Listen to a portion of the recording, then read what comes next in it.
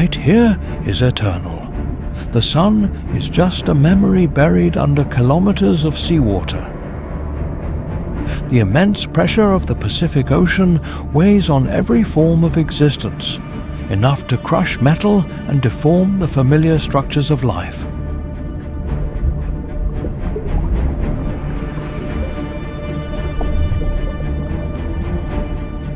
The temperature approaches freezing point, and silence is almost absolute, only occasionally broken by sound vibrations propagating through the water column, the only language that can survive at this depth.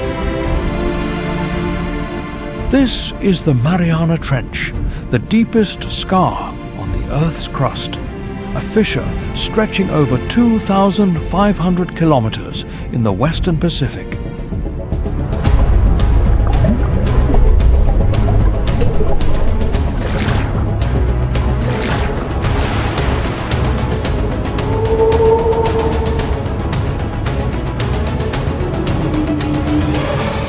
Welcome to Mysteries of the Abyss, the most dangerous wild animals on the planet.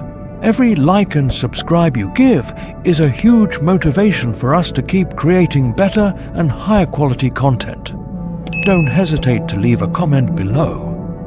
We'd love to know that this video has connected us. In your opinion, which animal is truly the ultimate apex predator in nature? Without keeping you waiting any longer, let's get started. Its deepest point, the Challenger Deep, lies nearly 11,000 meters below sea level. So deep that if the summit of Mount Everest were placed in it, the planet's highest mountain would still be buried under more than 2 kilometers of water. But the Mariana Trench is not just a geographical record.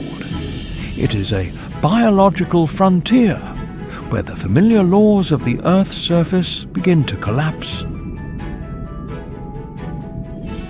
Here, life does not evolve through the path of speed, strength, or sight.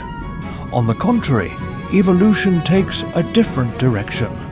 Slower, softer, more energy efficient, and designed to exist in darkness, pressure, and near absolute scarcity.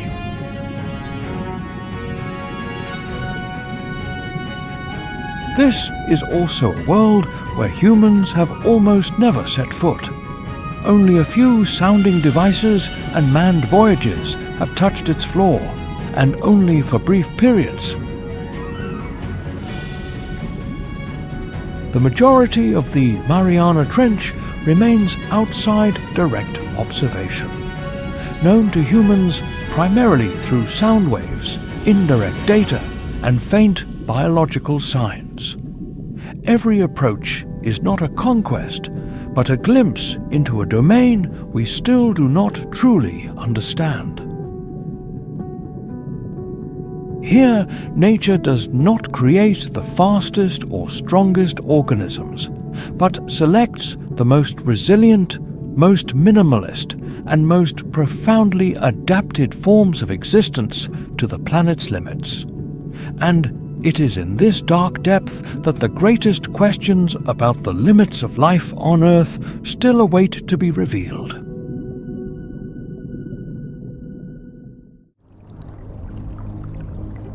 In the deep darkness of the ocean, life does not disappear. It simply changes form, rhythm, and rules of existence. Modern biological surveys show that more than 60% of the Earth's surface lies more than 1,000 meters deep.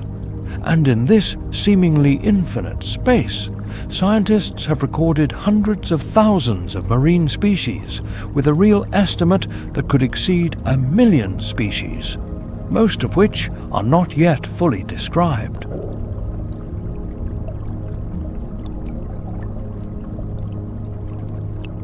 Here, the luminous hatchetfish glides in the dark, using its own bioluminescence to break invisibility and access prey in a sunless world.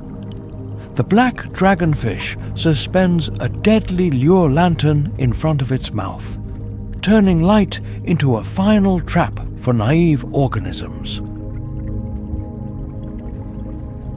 On the bottom, giant isopods and scavenging crabs patrol relentlessly, searching for every fragment of organic matter falling from the upper water layers. Starfish cling to rocks, moving slowly but persistently, patiently awaiting any rare passing food resource.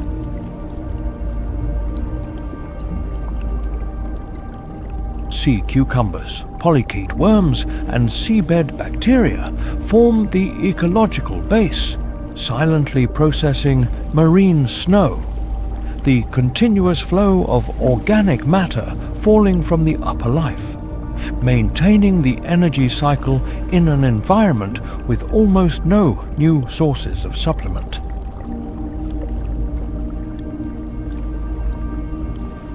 Nothing is wasted in the abyss. When a large organism dies and sinks to the ocean floor, its carcass can become a biological oasis that exists for decades, feeding hundreds of different species at successive stages. Life here is not based on abundance, but on perfect recycling. In this vast space, giant manta rays glide through the water column like ghosts, filtering every plankton particle in a slow and continuous flight. Ghost sharks, an ancient evolutionary branch of cartilaginous fish, use electrical perception to detect the faintest biological signals in the dark. Each species is a different solution to the same survival problem.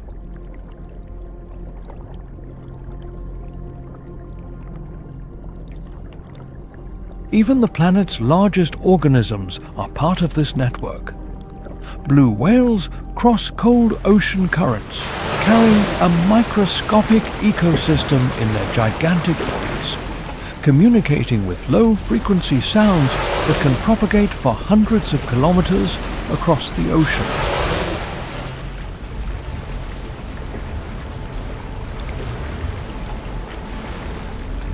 Below, the smallest organisms continue their silent life, less seen, but no less important. But in this seemingly peaceful world, safety is only an illusion. Every shadow can hide a threat. Every faint ray of light can be the last signal before life ends. Here, survival is not only adapting to pressure, darkness, and cold, but also continuous confrontation with invisible predators sharing the same space.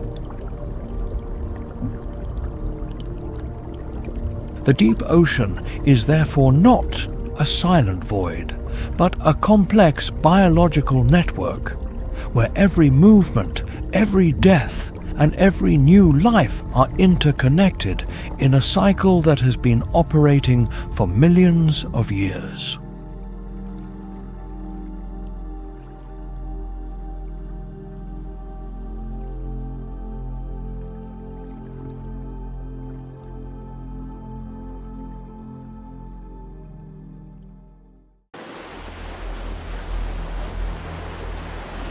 Beneath the bright water layer of the sun, the ocean rapidly transforms into another world.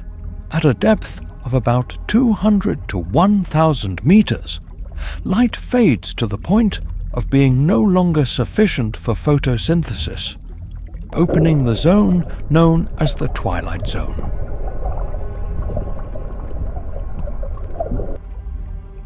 This is the place where light exists as a faint memory, not enough to heat or nourish life, but still enough to create shadows. And shadow here is the factor that drives evolution. The twilight zone occupies about 20% of the global ocean volume, but harbours one of the planet's most densely populated biological communities. Every night, billions of small organisms undertake a vertical migration, moving from depths of several hundred meters up to near the surface to feed. And then, before dawn, they sink back into the dark. This is the Earth's largest biological migration, surpassing all terrestrial migrations in both number and biomass.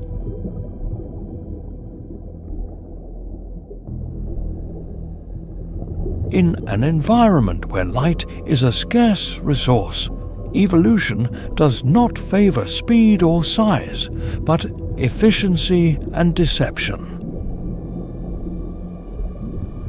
Many species of fish in the twilight zone develop giant eyes, occupying most of the skull, to capture every last photon filtering down from the surface.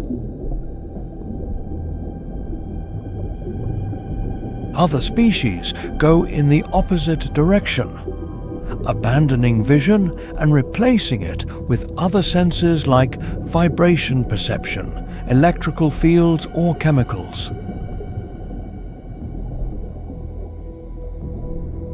Bioluminescence becomes a vital language.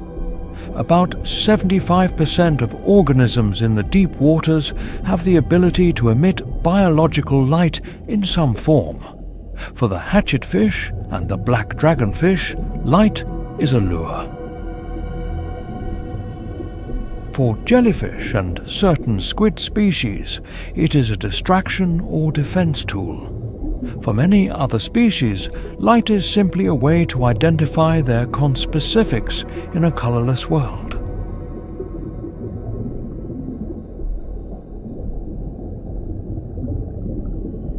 Body morphology in the twilight zone also reflects intense evolutionary pressure. Many species have thin, flattened, or nearly transparent bodies to reduce the chance of being detected.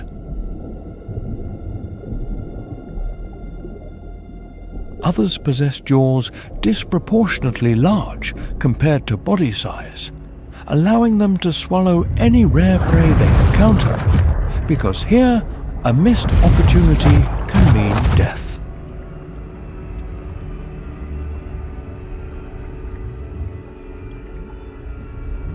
The ghost shark, one of the oldest evolutionary branches of cartilaginous fish, is a testament to the successful conservation of primitive designs. With a light cartilaginous skeleton, slow movements, and a sophisticated electrical detection system, they exist almost unchanged for tens of millions of years, perfectly adapted to an environment where energy must be conserved to the maximum. At the lower boundary of the twilight zone, pressure rapidly increases, temperature sharply drops, and light completely disappears. Species surviving here carry special proteins and cellular structures, which allow enzymes to function stably under pressures hundreds of times higher than the surface.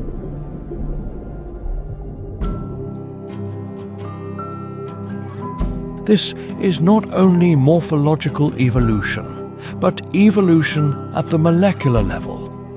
The twilight zone is therefore not just a simple transition zone between light and dark, but an evolutionary crucible where nature experiments with the most extreme survival strategies.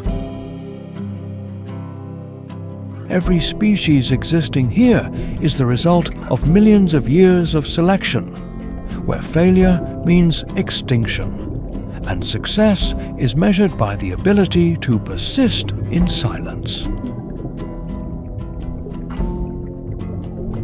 In this faint space, light is no longer a source of life, but a tool. Darkness is no longer the enemy, but the hiding place. And it is in this twilight zone that the boundary between predator and prey becomes more fragile than ever. opening the way for the organisms of the deepest abyss to continue writing even stranger evolutionary chapters. When the last light fades and the twilight zone closes behind, the ocean enters a deeper stratum, where darkness is no longer a condition, but a permanent state.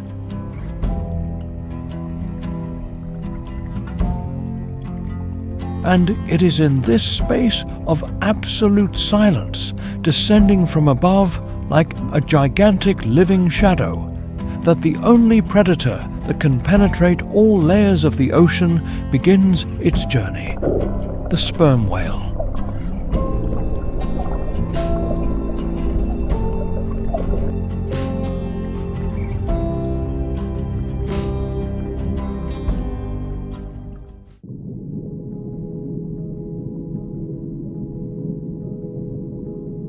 While most marine life is confined to a determined water stratum, the sperm whale is the rare exception. The largest toothed whale on the planet moves freely between two worlds, from the light-drenched surface to the waters of absolute darkness of the deep ocean.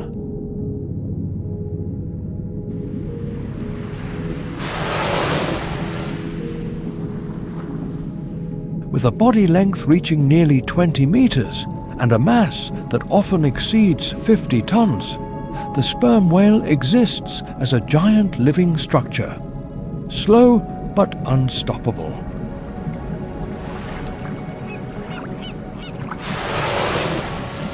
The head occupies nearly 1/3 of the body length, containing a brain that weighs about 8 to 9 kilograms, the largest ever recorded in the animal kingdom.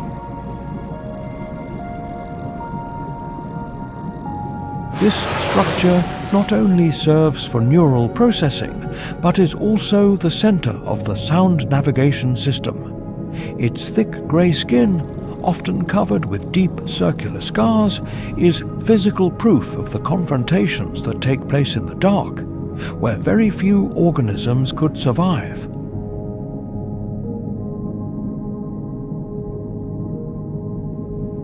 The sperm whale is a specialized predator of the deep ocean. Biological tracking data show that it regularly dives to depths of 800 to over 2,000 meters, and on rare occasions it can exceed 3,000 meters. Each dive lasts from 45 minutes to over an hour.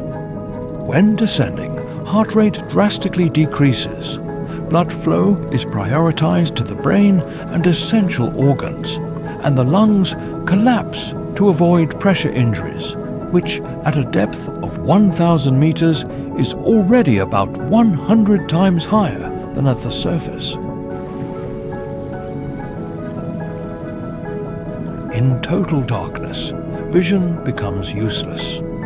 The sperm whale hunts by emitting extremely loud click sequences, with a sound intensity measured up to over 230 decibels underwater, one of the loudest biological sounds ever recorded.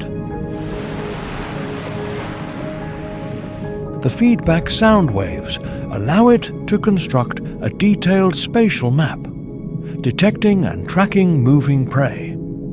The primary target of these dives are deep-sea squid species, including the giant squid. The encounter takes place in absolute silence. Upon approaching close enough, the sperm whale accelerates over short distances, using its narrow jaw with large conical teeth to firmly grasp the prey. The squid defends itself with tentacles that bear serrated suckers, leaving the characteristic circular scars on the whale's skin, traces of repeated battles throughout its life. Despite the fierce confrontation, the outcome is often swift. The strong teeth crush the soft body of the cephalopod, and the sperm whale begins a slow, controlled ascent. surfacing, it breathes heavily to reoxygenate its blood and recover before the next dive. With large energy needs, an adult individual can consume between 1 and 2 tons of food per day.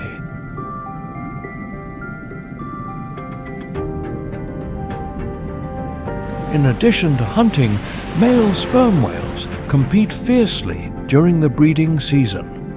When adult males encounter each other near a group of females, confrontations can occur.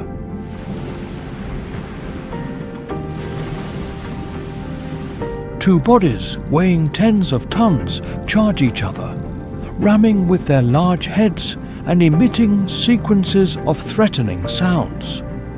Most of these conflicts end with one individual retreating, leaving the victor in control of the area for a short period.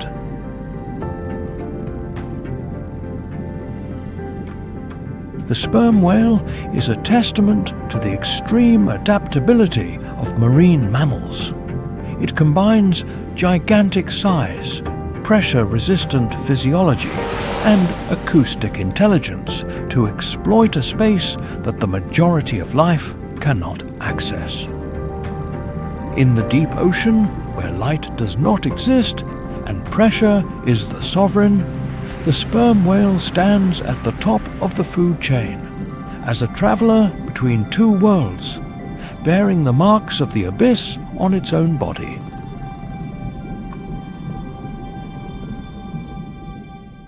The sperm whale is not the only organism to convert the darkness and pressure of the abyss into a habitat.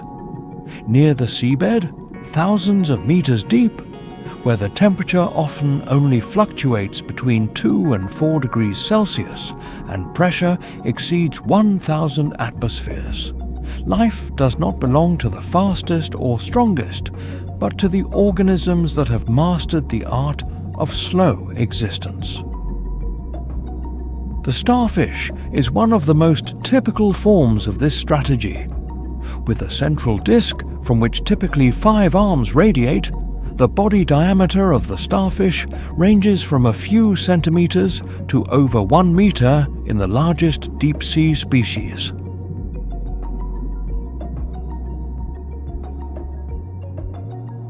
Without a head, without eyes in the conventional sense, its symmetrical body is covered with spines and calcified plates, forming a layer of mechanical protection against the rigorous environment and biological agents.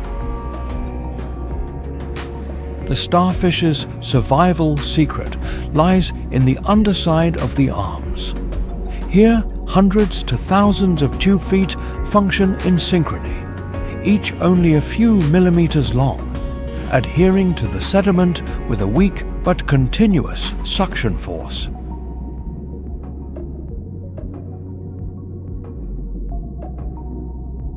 Movement occurs at an extremely slow speed, often only a few centimeters per minute, but it is stable and hardly disrupts the surrounding environment, which helps the creature avoid detection in a space where every movement consumes precious energy.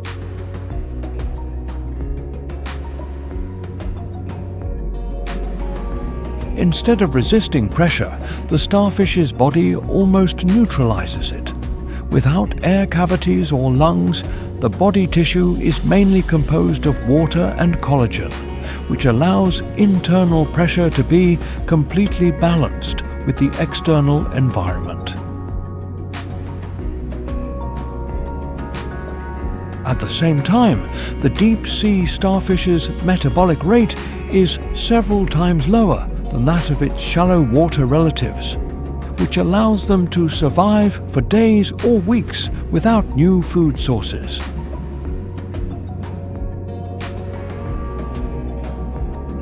In perpetual darkness, the starfish does not rely on vision. Its tube feet act as chemosensory and tactile organs, detecting the slightest trace of organic matter, from decaying carcasses to fragments of marine snow falling from the upper water layer. Marine snow is the main energy source for many deep-sea ecosystems, providing the bulk of organic carbon to bottom-feeding organisms.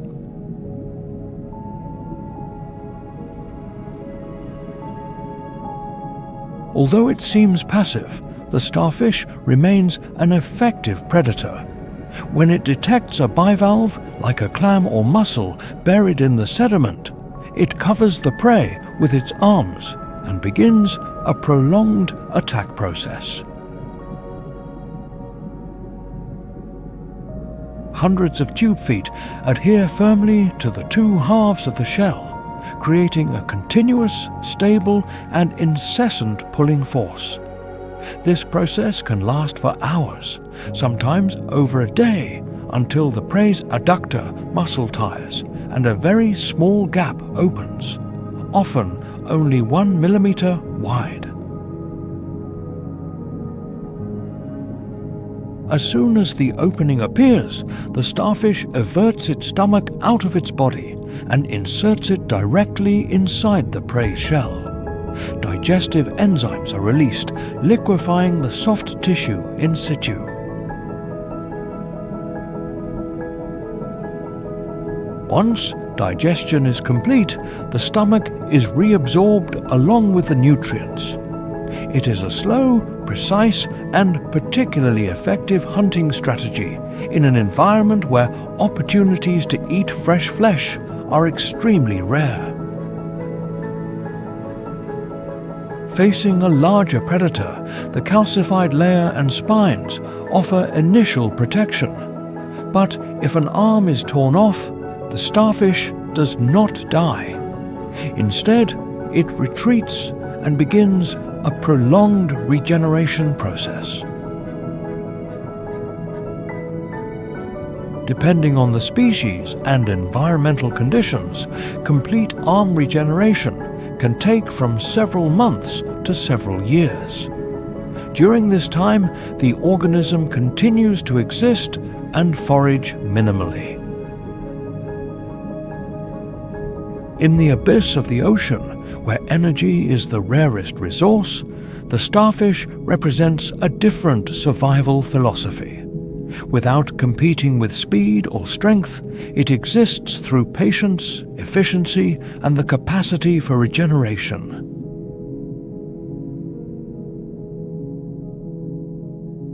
In a place where life is always on the brink of death, victory belongs to the one who knows how to wait the longest. If the starfish represents the absolute patience of the abyss, climbing thousands of meters closer to the surface, the ocean reveals a completely different life form. The giant oceanic manta ray is the largest species of ray ever recorded.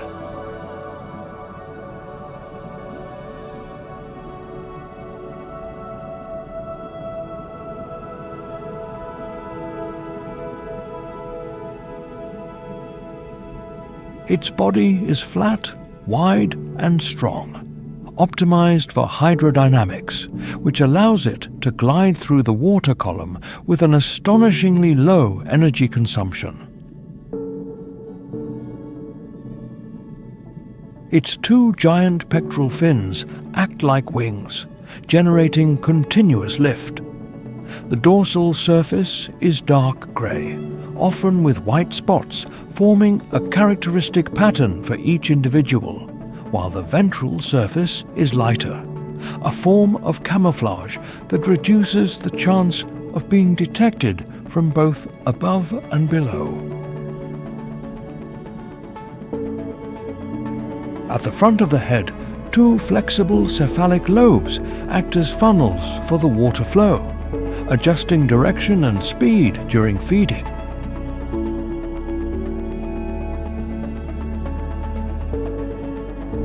Unlike active predators, the giant oceanic manta ray is a specialized filter-feeding organism.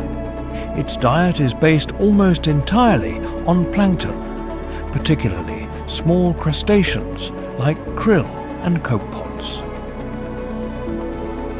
To sustain its gigantic body, each individual must filter thousands of cubic meters of water per day. Swimming with its mouth open, water is directed into the oral cavity and passes through thousands of gill filter plates, where plankton is retained and water is expelled. Upon encountering dense plankton schools, manta rays perform slow circular movements, sometimes combining barrel rolls to maximize food ingestion. In resource-rich areas, several individuals can gather in groups, swimming in single file to create vortices, which helps concentrate the plankton and improve filtration efficiency. This is one of the rare examples of coordinated feeding behavior in ray species, although often found near the surface where light encourages the plankton bloom. Giant oceanic manta rays are not confined to this water stratum. Satellite tracking devices show that they can dive into the twilight zone to depths of over 1,000 meters. These deep dives coincide with the phenomenon of daily vertical plankton migration, when the densest food layers move up and down according to the day-night cycle. At the same time, diving into cold waters also helps manta rays regulate their body temperature after long periods of activity near the surface.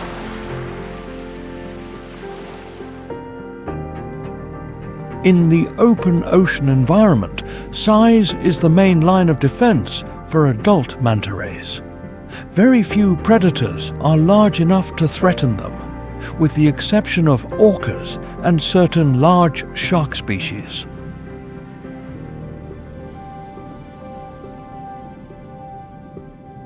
Faced with danger, manta rays do not have venomous stingers to counterattack. Instead, they use their muscle strength and wide wingspan to suddenly accelerate, leaving the danger zone in a short time. In addition to feeding and migrating, giant oceanic manta rays participate in special symbiotic relationships. In cleaning stations on coral reefs, they remain almost motionless for small fish to remove parasites from their skin and gills. These behaviors not only improve individual health, but also demonstrate the level of consciousness and capacity to adjust behavior in a sophisticated manner for an animal often considered passive. Following ocean currents and plankton seasons, giant oceanic manta rays undertake long migrations across ocean basins. The existence of this species is directly linked to the biological productivity of the open ocean. As plankton declines due to climate change and altered currents, the giant oceanic manta ray becomes a living indicator of the deep fluctuations taking place in the global oceanic system. If the giant oceanic manta ray represents the grace of filtration in motion, the whale shark is the opposite pole in morphology, but similar in survival strategy. It is the largest fish existing on Earth, with a body length that can exceed 12 meters and an estimated mass of 15 to over 20 tons in the largest adult individuals. In the immensity of the open ocean, the whale shark appears as a gigantic biological mass, moving slowly and constantly. Its cylindrical body, wide head, and front opening mouth are the most notable characteristics. Unlike the majority of active predatory sharks, the whale shark is a specialized filter-feeding organism. Its mouth can open to over 1.5 meters, allowing it to suck in large volumes of water. Inside, thousands of tiny teeth do not play the role of tearing prey, but are accessory structures, while the gill filtration system retains plankton, fish eggs, and small fish.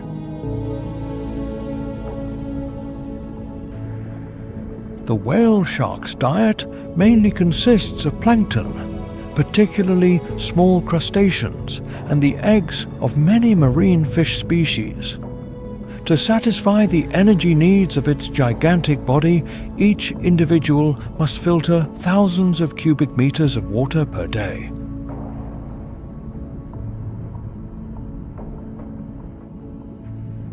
This process is slow, continuous, and energy efficient, which is appropriate for the long-term life rhythm of a species with a low metabolic rate.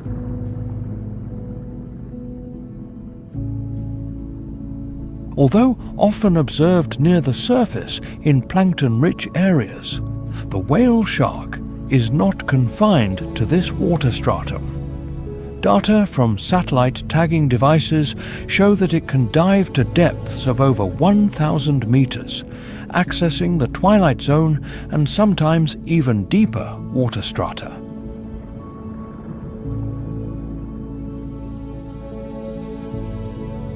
These dives are often linked to tracking plankton layers that migrate vertically, as well as the capacity for thermoregulation in cold waters.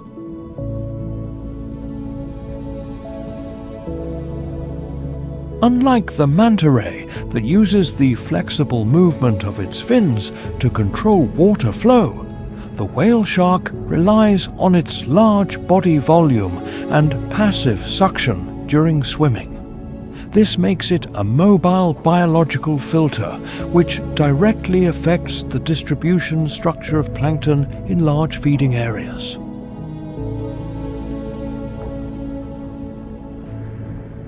In terms of defense, the whale shark has almost no need for complex strategies.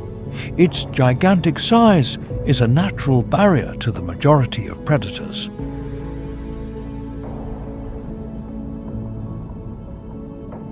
With the exception of rare cases involving orcas or large sharks, the adult whale shark has almost no natural enemies. Scars on its thick skin mostly reflect mechanical collisions or interactions with vessels, rather than biological attacks.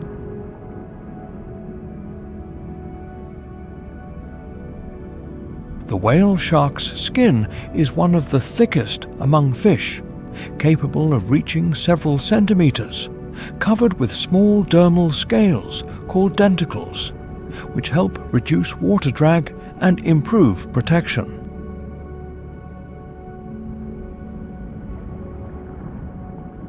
The pattern of white spots and clear stripes on a dark skin background is an individual identifying characteristic, used by scientists as biological fingerprints to track the population in the wild.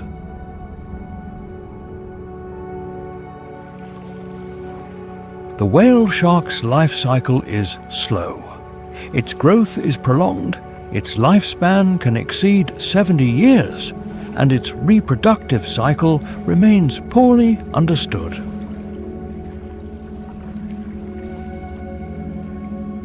Existing data suggests that this species is viviparous, with considerable-sized young at birth, which reflects a high investment strategy in each individual.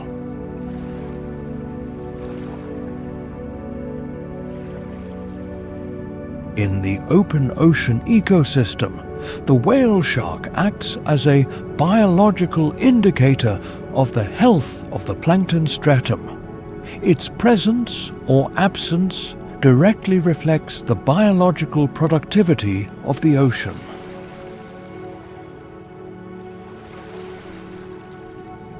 as currents change and plankton declines due to climate change and altered currents.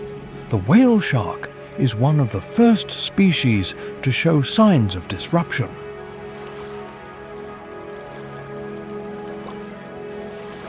In the infinite space of the ocean, where strength often means ferocity, the whale shark is a living paradox. A gentle giant, existing not by hunting, but by the fragile abundance of the smallest organisms in the chain of life.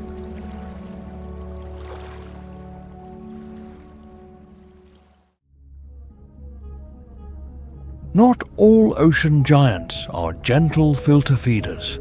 In this same space, the tiger shark patrols with a completely different objective.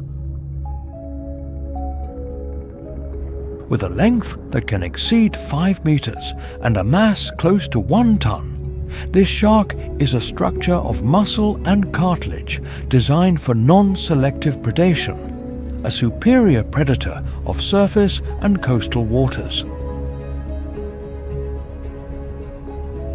The tiger shark's body is muscular yet hydrodynamic. In juveniles, dark stripes along the flanks help camouflage in the fragmented light of shallow waters, fading with age, leaving a uniform dark grey colour in adults. The head is wide and flat, leading to a special jaw, where the true secret of its dominance lies in the teeth. Unlike the pointed teeth used for piercing by many other sharks, the tiger shark's teeth are wide, flat, and deeply serrated, designed for cutting and tearing. They function like biological saws, strong enough to penetrate turtle shells, thick bone, and tough tissues. These teeth are replaced continuously, ensuring that every bite is always of maximum efficiency.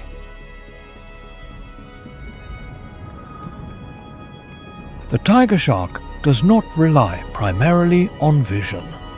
Its sense of smell is extremely sensitive, allowing it to detect the chemical traces of injured prey miles away.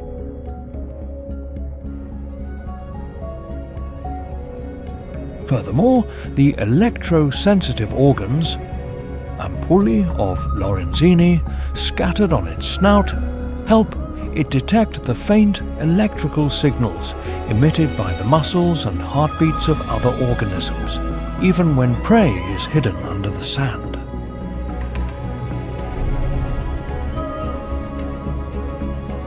The lateral line system along its body receives low-frequency vibrations, turning the entire body into a device for sensing ocean movement.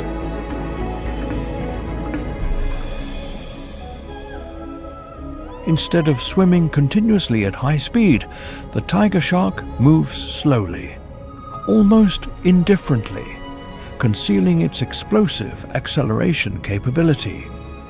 When it appears along the reef edge, silence spreads.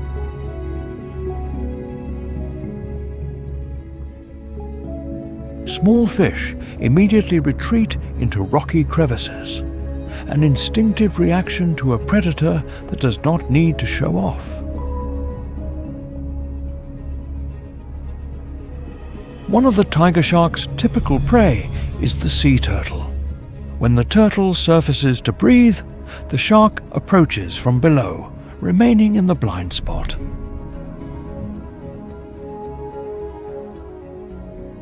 The attack occurs in a vertical plane and without pursuit. A powerful tail strike propels the shark's body upward, disorienting the prey.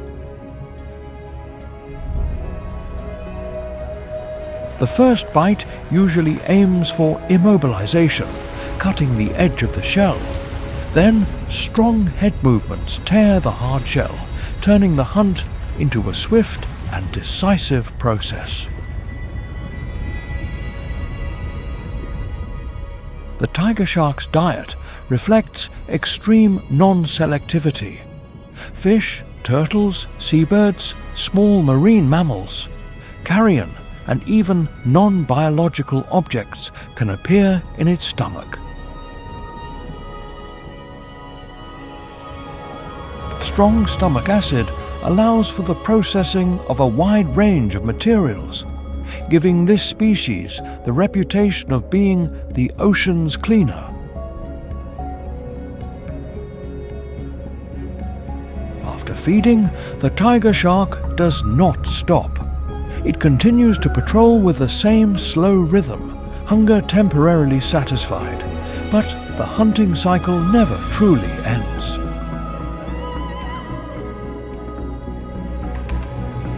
In the open ocean, the tiger shark exists as a brutal but effective control force, a reminder that not all ecological balance is maintained by subtlety.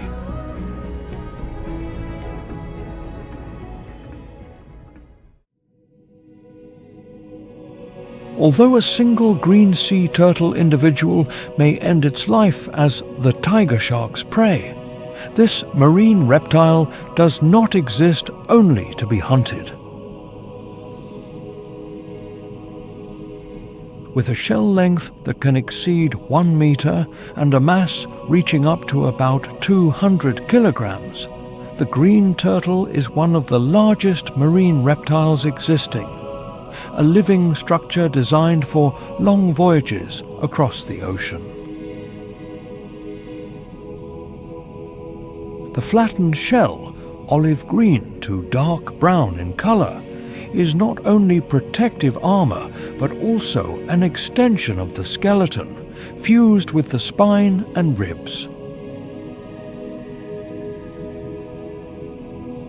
Long, strong front flippers provide the main propulsion, allowing the turtle to perform migrations of over thousands of kilometers, while the hind flippers act as rudders. The head and limbs cannot be retracted into the shell, forcing this species to rely on resilience and the capacity to endure rather than counterattack. The green turtle's life begins with a process with an extremely low survival rate. On tropical beaches, females dig nests in the sand and lay dozens to over 100 eggs. After incubation, hatchlings emerge almost simultaneously and must crawl out on their own. This climb can last for hours, being the first physical challenge of their life. Emerging onto the sand, often at night, the young immediately face an open hunting ground. Ghost crabs, seabirds, and many other predators attack quickly.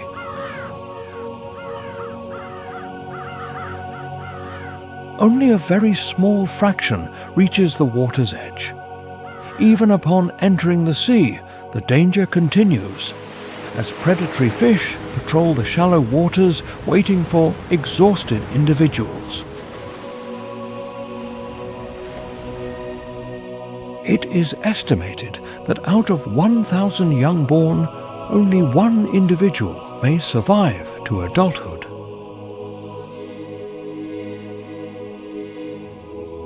The surviving individuals enter the lost years phase.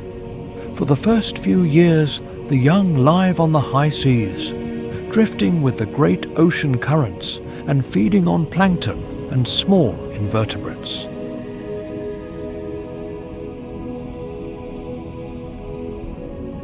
This phase helps them grow large enough to reduce the risk of predation. Upon maturing, the green turtle returns to coastal waters and completely changes its diet.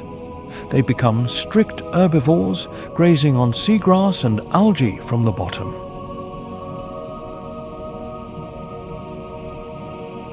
With a serrated beak, the turtle clips vegetation in a controlled manner, maintaining the health of the seagrass beds. This activity allows light to reach the plant roots, stimulating new growth and keeping the coastal ecosystem stable.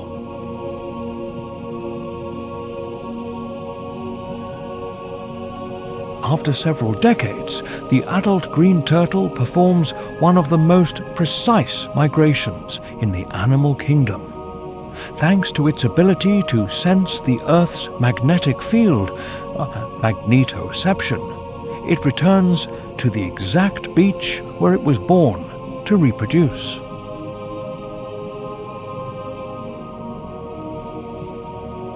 This journey can span thousands of kilometers across the open ocean with no clear reference points.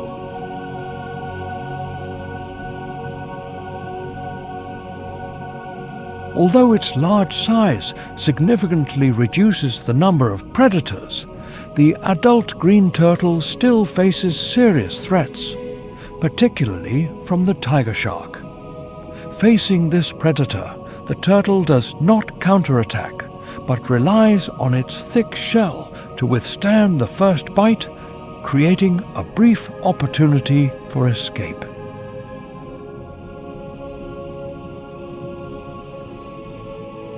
The green turtle's survival strategy lies not in violence, but in resilience, the capacity to endure injuries and to continue moving.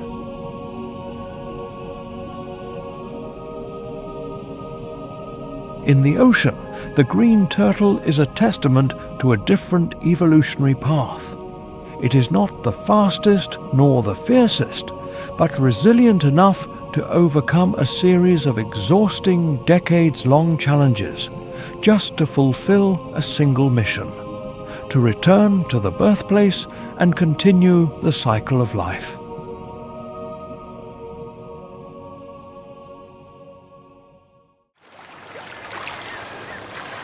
Thousands of meters away from where the green turtle young are born, in the deep waters above the Mariana Trench, the blue whale appears as an entity that defies intuition.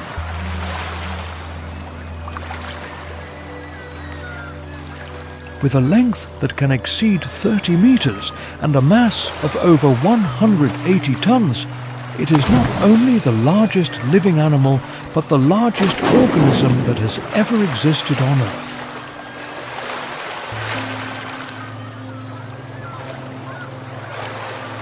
The blue whale's body is a complete hydrodynamic structure, which allows this gigantic mass to move with astonishing efficiency. Its skin is a mottled blue-grey color, each individual with a unique pattern. The dorsal fin is small and low, almost insignificant relative to the total size, while the main propulsion comes from the wide horizontal tail flukes, creating slow but powerful swimming movements. Beneath the jaw, ventral pleats expand to allow the oral cavity to suddenly widen during the feeding process.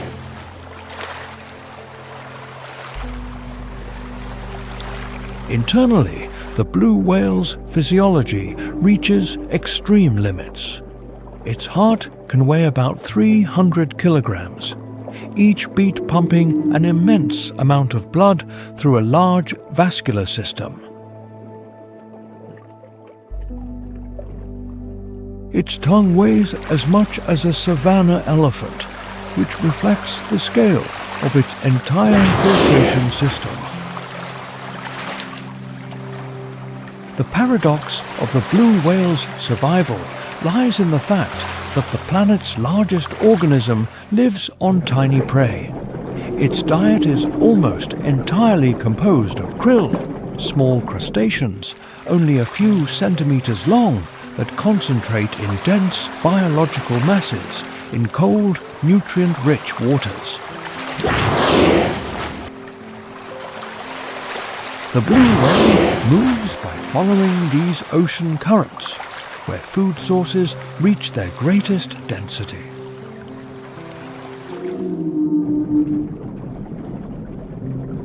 Upon detecting a krill school, the whale accelerates and opens its mouth almost at a right angle.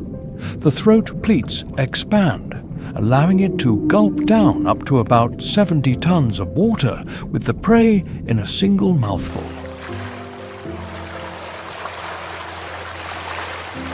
Then the giant tongue functions like a muscular piston, forcing water out through hundreds of keratin baleen plates. The krill is retained and swallowed whole. An adult individual can consume up to about 4 tons of krill per day during the peak feeding season. Due to its large food needs and the uneven distribution of the food source, blue whales often live alone or in pairs, moving across vast oceanic spaces. Although rarely gathered, they maintain communication using one of the most powerful acoustic systems in the animal kingdom. The blue whale's low-frequency sounds can propagate for hundreds of kilometers underwater, playing a role in communication, orientation, and possibly mate searching.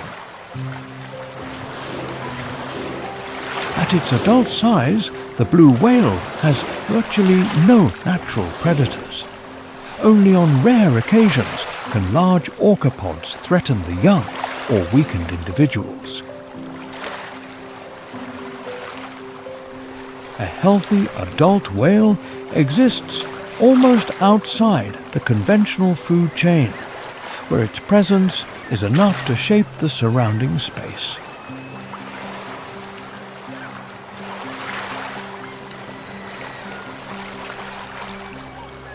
The blue whale represents the upper limit of marine biology, where evolution does not optimize speed or aggression, but energy efficiency on an extreme scale. Its existence is proof that the ocean not only nurtures strange organisms in the dark, but also has the capacity to sustain the largest living structures that nature has created.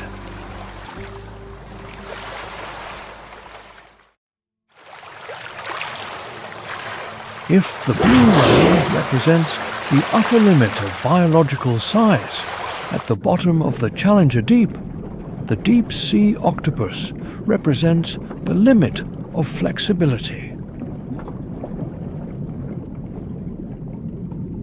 In perpetual darkness, where pressure and temperature eliminate the majority of life forms, these soft organisms exist as a biological paradox.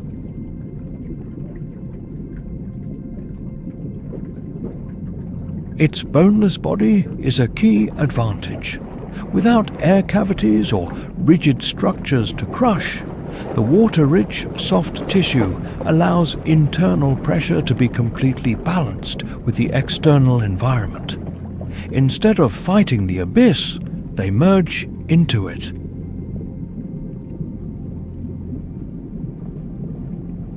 Eyes are often large relative to the body, optimized to detect faint bioluminescence. However, vision only plays a secondary role.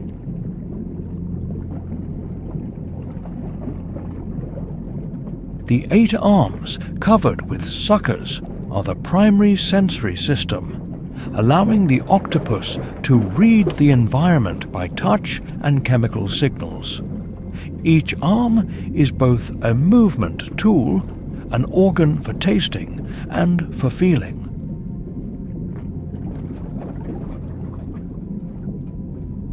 The deep-sea octopus's movement is slow and energy efficient. They crawl on the bottom with their arms or float in the water column, almost motionless, awaiting an opportunity. An extremely low metabolic rate allows them to survive in an environment where food is scarce and unstable.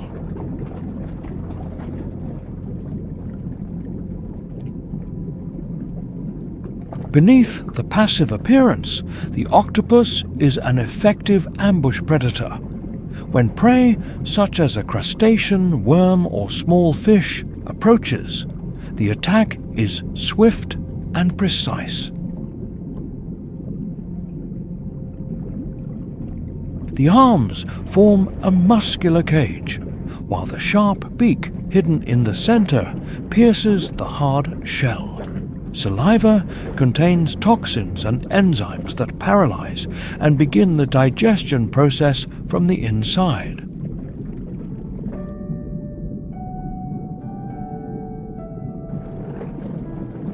The deep-sea octopus's reproductive strategy is one of the most extreme expressions of biological investment. After a rare mating, the female lays a single clutch of eggs, attaching them to the seabed surface in a cave or rock fissure.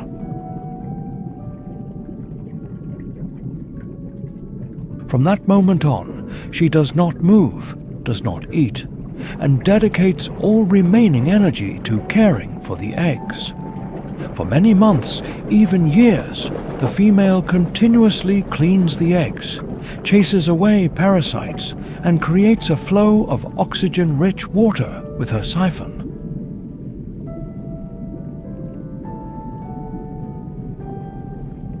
When the eggs hatch, the mother's body is exhausted.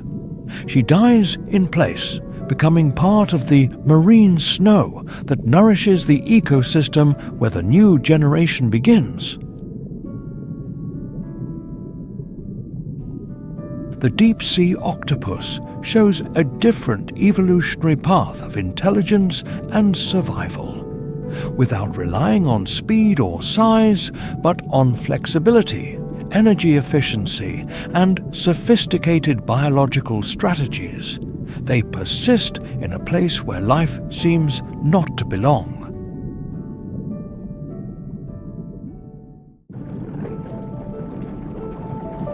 If the deep-sea octopus's sacrifice is a deliberate act, in this same space exists a life form almost without will or a control center. The abyssal jellyfish is the embodiment of pure instinct, an organism that exists by drifting more than by choice, beating at the slow, steady rhythm of the ocean.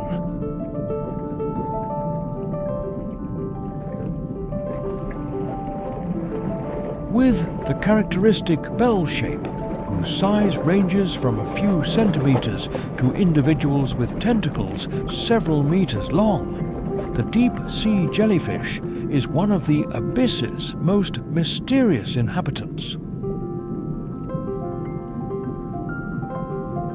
Their bodies contain up to about 95 to 98% water, forming a nearly transparent gelatinous structure. Most of the time, the jellyfish dissolves into the dark, revealing its presence only when faint bioluminescence propagates through the bell.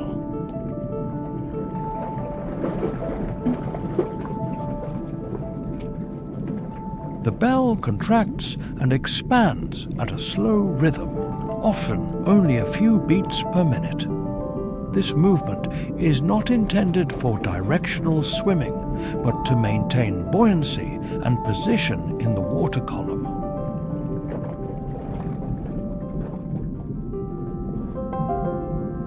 The jellyfish has no directed journey. Its direction relies entirely on deep-sea currents, slow conveyor belts that can move water masses for hundreds of kilometers.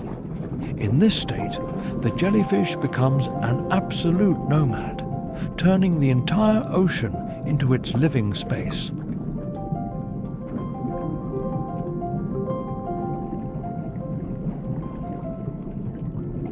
Beneath the bell, hundreds of tentacles hang like a curtain. Each tentacle is equipped with millions of stinging cells, nematocysts, which contain microscopic harpoons with venom.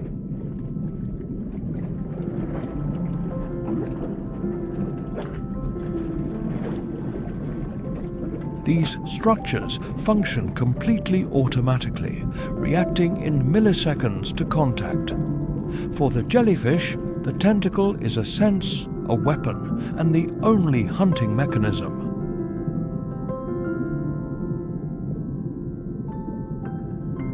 The jellyfish's survival strategy is absolute passivity. It neither pursues nor ambushes. It simply drifts. In the near-total darkness of the abyss, its translucent body makes it almost invisible.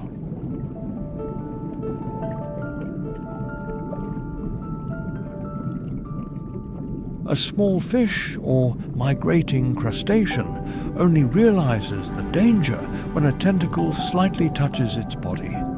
The reaction is instantaneous.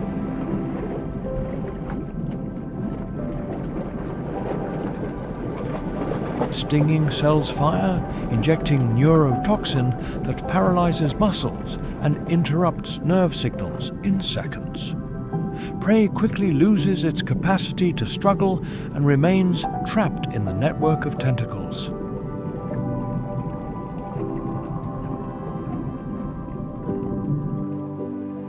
The jellyfish does not feel the victim's pain or panic. It merely reacts to mechanical and chemical signals indicating that the trap has been activated.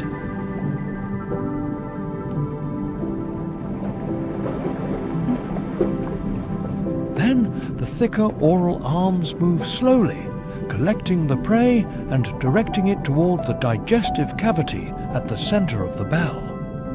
This process takes place in silence, with no signs of violence, just a sequence of biological reflexes for energy conversion.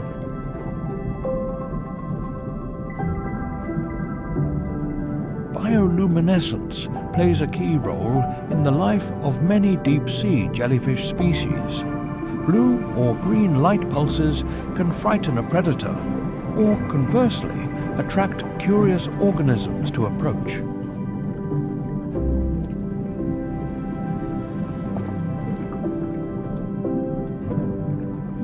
In a sunless world, this light becomes a survival language, used to deter, deceive, or attract prey.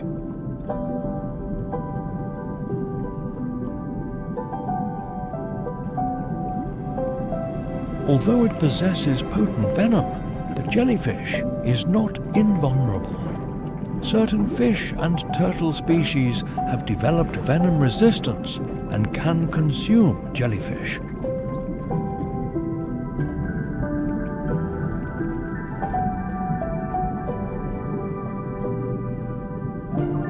However, the jellyfish's most effective defense lies in the composition of its own body.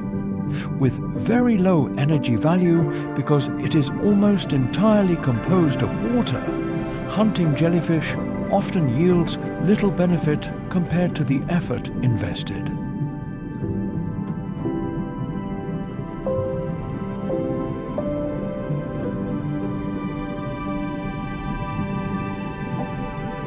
In the abyss ecosystem, the jellyfish exists as a paradox. A predator without strategy, without intellect, but still effective. It doesn't need to control the environment to survive. It just needs to keep drifting and let the ocean do the rest.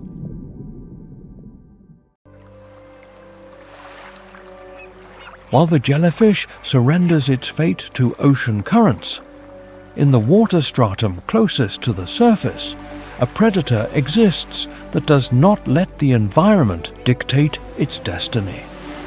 Orcas do not passively adapt to the ecosystem. They reshape it. With an average length of 6 to 8 meters and reaching nearly 10 meters in the largest males, as well as a mass up to 9 to 10 tons, the orca is the largest dolphin and the ocean's apex predator.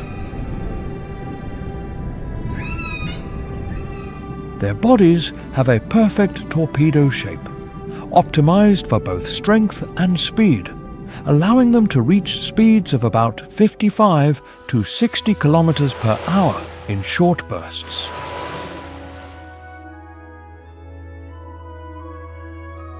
The distinctive black and white pattern is not decorative. It is a form of counter-shading camouflage, which breaks up the silhouette in the water column, making it difficult for prey to determine their size and approach direction.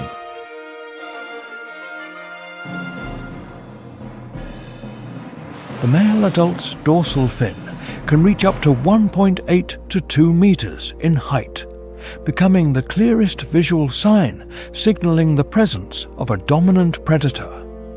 Large, rounded pectoral fins help the orca maneuver with precision, while the powerful tail flukes provide the main thrust.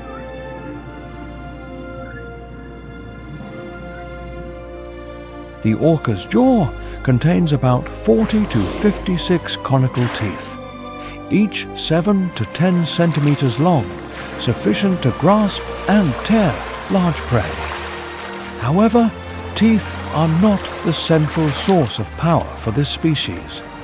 The orca's true advantage lies in collective intelligence.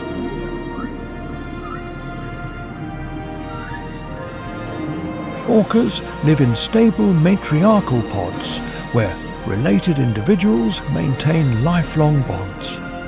Each pod functions as a closed social unit with its own vocal dialect and a particular set of hunting strategies.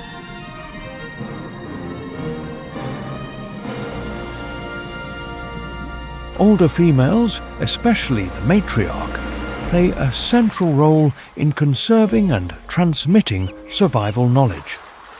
Many studies show that the matriarch's presence helps increase the pod's survival rate, particularly during periods of food scarcity.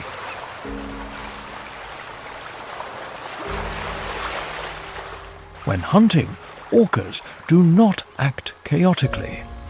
The pod deploys organized search formations using biological sonar to scan vast spaces. Their echolocation system can detect prey hundreds of meters away, even in conditions of near zero visibility.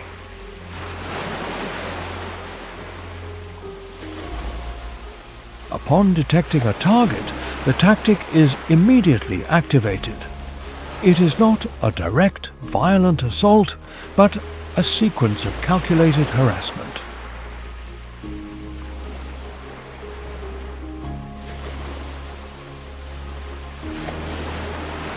Younger, faster individuals approach from multiple directions, forcing the prey to move continuously, exhausting energy and becoming disoriented. For large sharks, orcas exploit a physiological weakness by flipping them over, inducing a state of tonic immobility in seconds.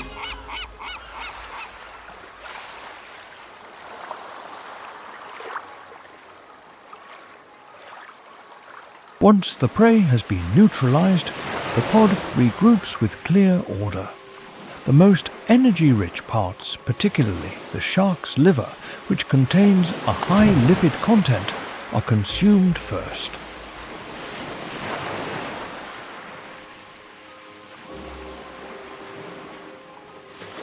The feeding sequence reflects the social structure.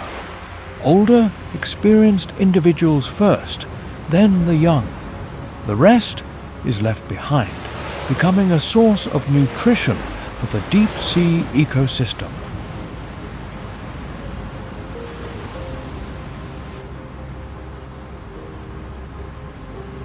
These tactics are not purely instinctive. They are the product of social learning. Young orcas observe, memorize, and practice during hunts, turning every kill into a lesson.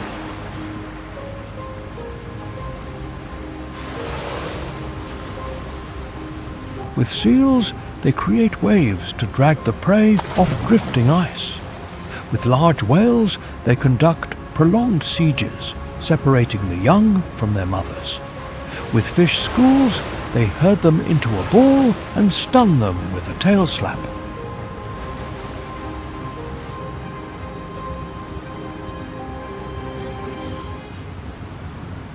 Each prey type requires a different strategy, and each pod only masters certain tactics. This demonstrates that the orca is not just a strong predator, but a cultural being where knowledge accumulates and is transmitted across generations.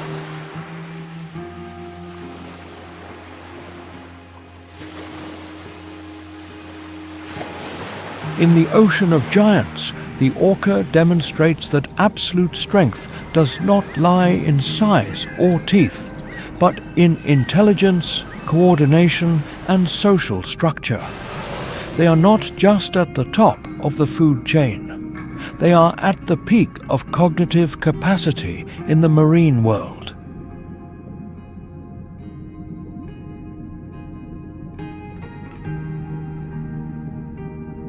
Although the orca is at the top of the marine food chain, this dominance does not exclude them from the forces that are reshaping the entire ocean.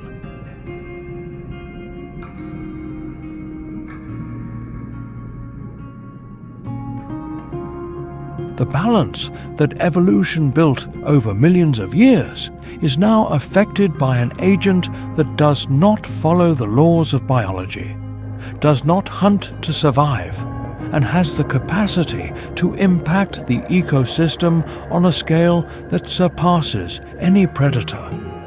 This is the human being.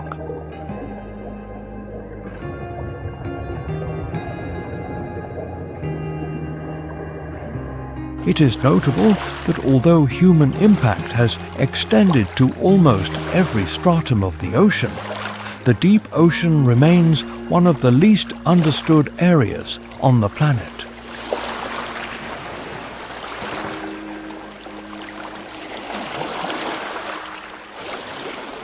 Current scientific estimates show that humans have directly mapped and observed in detail less than 20% of the ocean floor.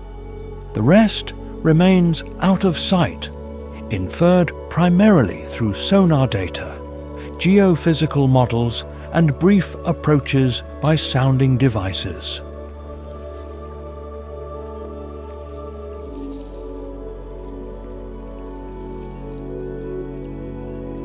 And from this reality, a natural question arises.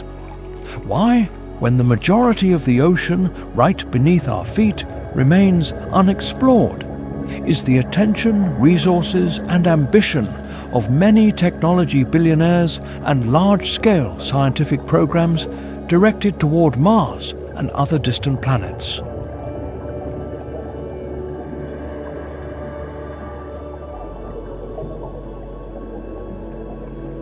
One explanation suggests that space gives a sense of being easier to measure and control.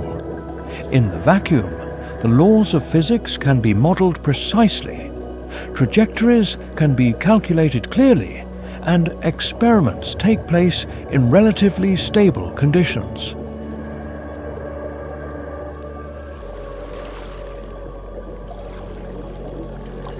Conversely, the deep ocean is a complex dynamic system, where extreme pressure, total darkness, and continuous biological variation exceed the limits of current technology. Another hypothesis suggests that other planets represent the prospect of a new beginning. While the ocean forces humanity to directly confront the consequences of climate change, pollution, and overexploitation, space opens the question of the long-term survival of the human species in a distant future. From this perspective, looking towards space is not only exploration, but also a reaction to the increasingly clear instabilities on Earth. However, many scientists point out that these two paths are not separate.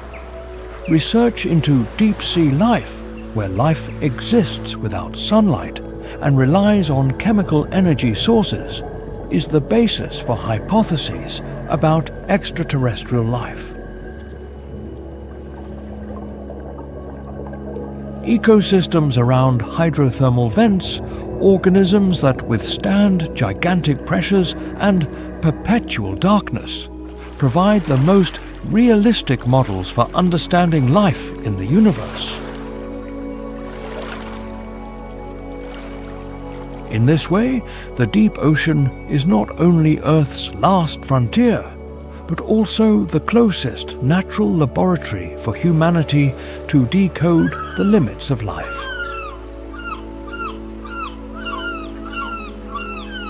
The fact that we have not been able to fully explore this world does not reflect a lack of curiosity, but reflects technical limitations, the gigantic cost, and the severity that space, ironically, is sometimes easier to access. So, what do you think truly drives humanity to direct its gaze towards space while the majority of the ocean is still in darkness? Is it the desire for conquest, the necessity to prepare for humanity's future, or simply because we do not yet have enough tools to fully confront the deep world right beneath our feet? If you have your own hypothesis, share it so we can reflect together.